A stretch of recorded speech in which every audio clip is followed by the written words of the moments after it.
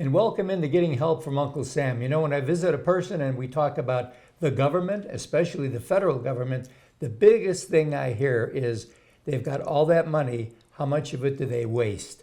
Well, somebody needs to monitor it. In the state of Alabama, we have the State Auditor.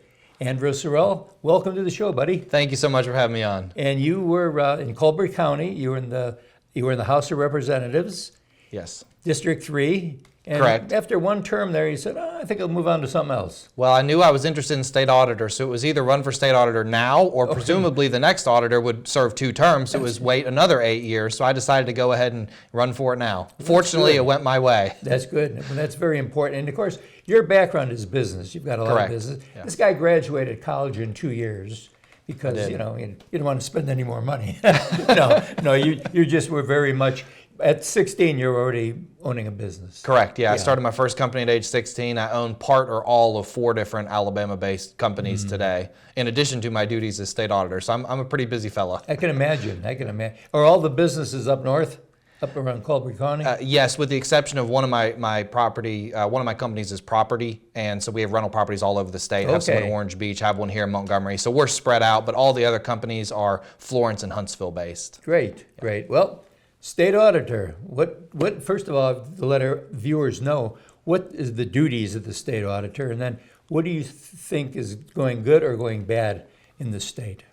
So there's a few things, very important things the state auditor does. Number one, they track all the state's property. There's $1.3 billion worth of taxpayer-owned property. And when I say property, I'm not referring to the real estate. I'm referring to things that can be stolen. A laptop. Correct. A laptop, a file cabinet, a gun. Absolutely. A pickup truck. Yes. Yes. In fact, anything that cost $500 or more when it was originally purchased is still tracked by the state auditor, as well as any sensitive items. So you may have a cell phone that's got less than $500, but it may have sensitive information on it, so we're going to track that as well.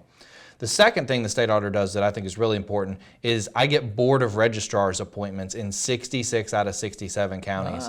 So these are the people registering you to vote and removing people from the voter rolls who either pass away, go to jail, commit a felony, move away, whatever the case may be. Those are the people who keep the voter rolls clean. How do you interface with the Secretary of State's office in this? So the Secretary of State's office handles them. She's the chief election officer, basically. And interestingly enough, the Secretary of State doesn't get any appointments to the Board of Registrars. Isn't that something? Yes, but he's the only one who can remove them. So if they are doing a poor job, I cannot even unappoint somebody I've appointed. The Secretary of State has to go in. They can only be removed with cause, and it's pretty rare. We have really good Board of Registrars in this state, but there were a few of them that were going to be removed last year, and they chose to just resign instead.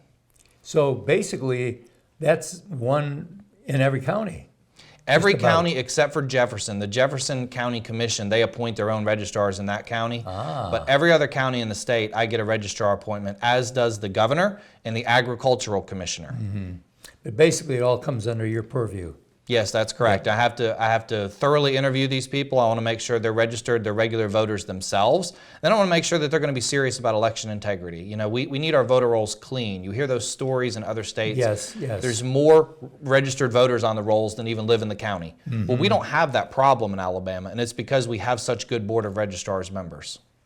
And that's important, because I know that Alabama sits above just about every other state. I think Alabama has the best elections in the nation. So I'm not in favor of any bill that would change. There's bills being proposed that would change how our registrars are appointed.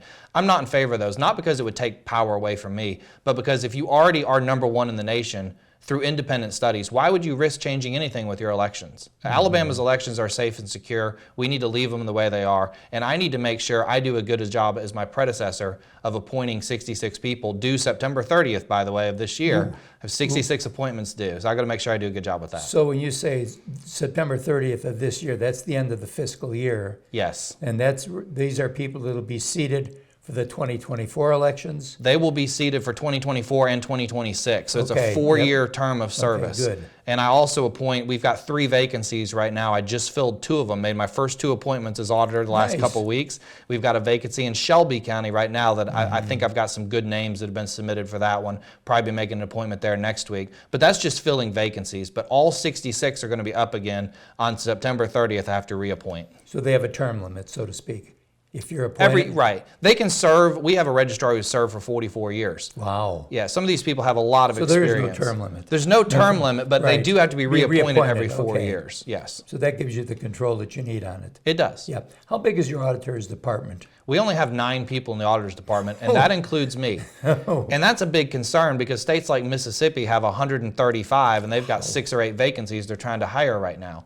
So I think Alabama doesn't take auditing seriously enough. I think there's a lot more we could and should be doing, and that's one of my big projects for this first quadrennium is I want to try to get a bill through the legislature that will strengthen my office, give me more duties and more responsibilities. I'm one of the few people in state government who says, hey, give me more work for the same amount of money. Yeah, amen. Amen. And then, of course, on your site, there's a thing called Lost and Found. Correct. Almost like a lost and found room at the school. That's right. And you list things that are basically, where did that go? And then once it's found, you say, okay, we accounted for it. So there are things that go missing for good reason. You know, a Department of Labor employee gets out of the truck, accidentally drops an iPad and breaks it. Those things happen. We had a cell phone fall in. Somebody worked at the Port Authority, dropped their cell phone in the water. Things happen. We're not going after that, and we're not going to go after the individual for a simple mistake. What we are going to go after is if an employee is fired and they don't return their state-issued laptop, I consider that theft. That's theft of state property. That belongs to the taxpayers. That is. And it's my job to get that back. That's great. Well, listen, from our viewers' perspective, do you need anything for us to do as citizens? Well, if you are aware of any waste, fraud, or abuse in government, please let me know. And again, one of the things I'm trying to do is strengthen my office. I want to do a full analysis of state government. Where can we save money? So if you have suggestions on where the state could save money, please hit me up with an email, call our office and give us, and we'll make notes about those. Well, thanks for what you're doing. And remember this, the department is there to serve you, the people of Alabama. Information we're putting up on the screen, and we'll be right back right after this.